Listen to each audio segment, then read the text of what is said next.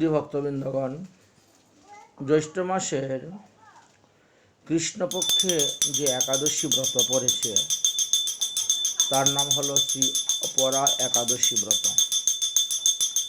আগামী 11 জ্যৈষ্ঠই 1429 বঙ্গাব্দ, 26শে মে 2022 খ্রিস্টাব্দ, বৃহস্পতিবার শ্রী একাদশী ব্রত পড়েছে, অর্থাৎ শ্রী অপরা একাদশী ব্রত পড়েছে। পরের দিন শুক্রবার সকালবেলা সূর্যোদয়ের পর 9:22 মধ্যেই এই ব্রতের পালন করিবেন। এই ব্রত সম্পর্কে ভগবান শ্রীকৃষ্ণ যুধিষ্ঠির মহারাজকে বলেছিলেন যে, হে রাজন, বহু পুণ্য প্রদায়িনী, মহাপাতক বিনাশিনী ও পুত্র ধাত্রী আদি প্রদায়িনী এই অপরা একাদশী ব্রত। পুত্র কন্যা বংশবৃদ্ধি, ধনবৃদ্ধি, জনবৃদ্ধি, আয়ু বৃদ্ধি, এইভাবে অনেক পুণ্যদায়িনী হলেন এই অপরা একাদশী ব্রত। তো জ্যৈষ্ঠ মাসকে আমরা শ্রী বামন মাসও বলে থাকি। এই দিবসে ভগবানের সেবা পূজা, ভগবত চরণে অষ্টোত্তর শত তুলসী পাতা অর্পণ, অপূর্ব মহিমার কথা বর্ণন করেছেন। যদি কেউ পারেন সে অষ্টপ্রহর নাম যজ্ঞাদিও করতে পারেন। এই ব্রত পালনকারী ব্যক্তি জগতে প্রসিদ্ধ লাভ করবেন। উপরন্ত যারা ব্রহ্মহত্যা, গোহত্যা, ভ্রূণহত্যাকারী, পরনিন্দুক ও পরস্ত্রীতে গমনকারী, এই সমস্ত লোক যদি শ্রদ্ধার সহিত এই অপরা একাদশী ব্রত পালন করেন, তিনিও সমস্ত পাপ হইতে উত্তীর্ণ হইবেন, অর্থাৎ নিষ্পাপ হইবেন। প্রত্যেকটি মানুষেরই একটি স্বধর্ম আছে। যে সমস্ত লোক জন্ম থেকে আরম্ভ করে আজ অবধি স্বধর্ম পালন করিতেছেন না, বিশেষ করে হে রাজন, আপনারা ক্ষত্রিয়।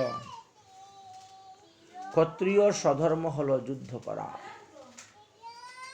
যদি কোনো ক্ষত্রিয় তার স্বধর্ম ত্যাগ করে, অর্থাৎ যুদ্ধক্ষেত্র হইতে পলায়ন করে, তো শাস্ত্র অনুযায়ী সে ঘোর নরকে পতিত হয়।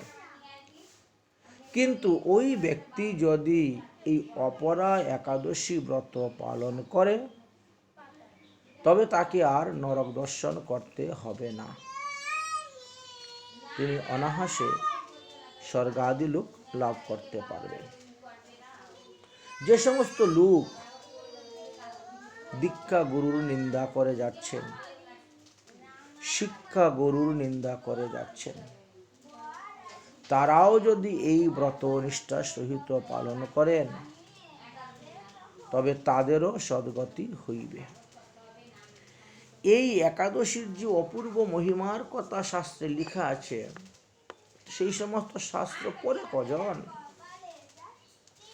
জানে না।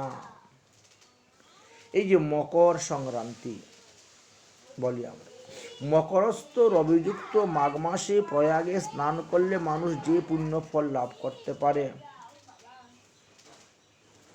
তার থেকে 16 গুণ বেশি পুণ্য ফল লাভ করতে পারবে। শিবরাত্রি ব্রতের দিন কাশীতে উপবাস থেকে স্নান করে মানুষ যে পুণ্য ফল লাভ করে, কাশীতে গঙ্গা স্নান করে, তার থেকে 16 গুণ বেশি পুণ্য ফল লাভ করতে পারবে। গয়াধামে বিষ্ণু পাদপদ্মে পিণ্ডিদানের দ্বারা পিতৃগণ যে প্রকারে তৃপ্তিবিধান হন না, তার থেকে 16 গুণ বেশি তৃপ্তিবিধান হতে পারেন এই ব্রতের প্রভাবে।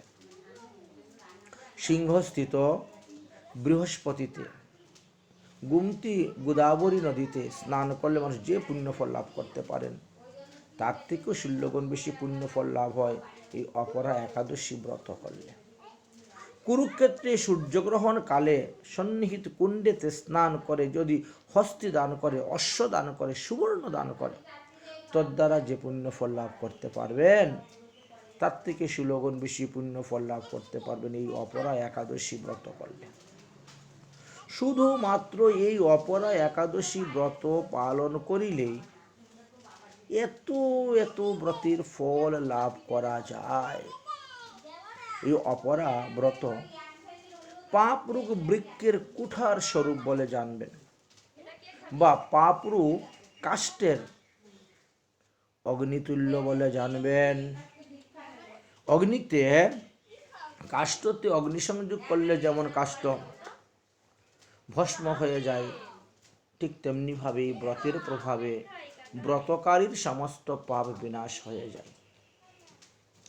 এই অপরা ব্রত পাপকে বিনাশ করতে এতই শক্তিশালী। তাই অপরা একাদশীতে উপবাস পূর্বক বিষ্ণু পূজা করিবেন, সর্ব পাপ বিনির্মুক্ত হয়ে যাবেন, এমনকি আপনি বিষ্ণুলোকেও গতি লাভ করতে পারবেন। যিনি এই ব্রতকথা পাঠ বা শ্রবণ করেন, তিনি সহস্র সহস্র গোদানের তুল্য পুণ্যফল লাভ করিতে পারেন। এইভাবে শাস্ত্রে নির্ণয় করে গিয়েছেন এই অপরা একাদশী ব্রতের কথা। শুধু ভক্তবৃন্দগণ, অতএব আগামী বুধবার 10ই জ্যৈষ্ঠ 25শে মে দশমী যুগ আছে। ওই দিবসে সংকল্প করবেন বা অধিবাস আদি দিবেন। বৃহস্পতিবারে ভগবত বিষ্ণুর পূজা করবেন, সমস্ত দিন ব্রত থাকবেন, সম্ভব হলে নির্জলা থাকবেন। যদি অসমর্থ হন তাহলে সজলা করতে পারেন, ফলমূল খেতে পারবেন, জল পান করতে পারবেন, বা দুগ্ধ জাতীয় দ্রব্য দই, দুধ, ঘৃত, ছানা, পনির ইত্যাদি ব্যবহার করতে পারছেন। তাছাড়াও যারা রোগী, যারা একেবারে শিশু, যারা একেবারে বৃদ্ধ, তাদের জন্য আলু, কাঁচকলা, পেঁপে, সন্দুক লবণ, গোলমরিচ, গব্যঘৃত ধারাও তারা একটি সবজি তৈরি করেও পেতে পারেন।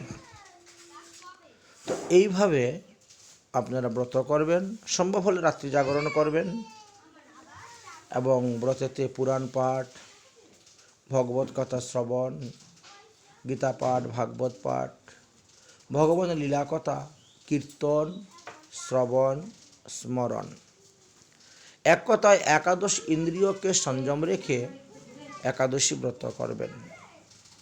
ব্রতের আগের দিন, ব্রতের দিন, ব্রতের পরের দিন, এই 3 দিনেই স্ত্রী সহবাস, ক্ষৌর কার্যাদি করা,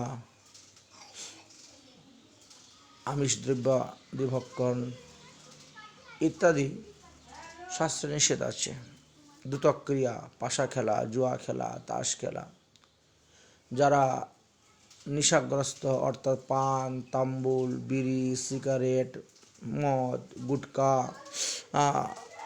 ইত্যাদি সেবন করেন বা চা আদিও সেবন করে থাকেন, ব্রততে এইগুলা গ্রহণ করতে নেই। এইগুলা গ্রহণ করেও যদি ব্রত করা হয় তাহলে ব্রতের 16 আনা ফল আপনি পাবেন না। ব্রতকারীর এতে প্রত্যয় হয়, ক্ষতি হয়। এই জন্য বলছেন একাদশ ইন্দ্রিয়কে সংযম রেখেই একাদশী ব্রত করতে পারলেই আপনাদের এই ব্রতের সার্থকতা হবে। আমরা অতি সংক্ষেপে এই শ্রী অপরা একাদশীর মহিমার কথা আলোচনা করলাম। তো পরের দিন অর্থাৎ শুক্রবার সূর্যোদয়ের পরে 9:22 মধ্যেই আপনারা পালন করবেন। এটা শ্রী শ্রী রাধাকুণ্ডের ব্রত তালিকা অনুসারে আমরা আস্বাদন করেছি, আলোচনা করেছি সময়টা। তারপরে প্রত্যেকটি স্থানের একটা স্ট্যান্ডার্ড সময় থাকেই, সূর্যোদয়ের সেদিক দিকে লক্ষ্য রাখবেন এবং 9:22 মধ্যে যে পালনের কথা আছে লেখা সেই অনুসারে পালন করবেন। জয় শ্রী রাধে, নিতাই গৌর হরি বল। সর্বে ভবন্তু সুখিনা, সর্বে সন্তু নিরাময়া, সর্বে ভদ্রাণি পশ্যন্তু, মা কশ্চিৎ দুঃখভাগ্ ভবেৎ। ওম শান্তি, ওম শান্তি, ওম শান্তি।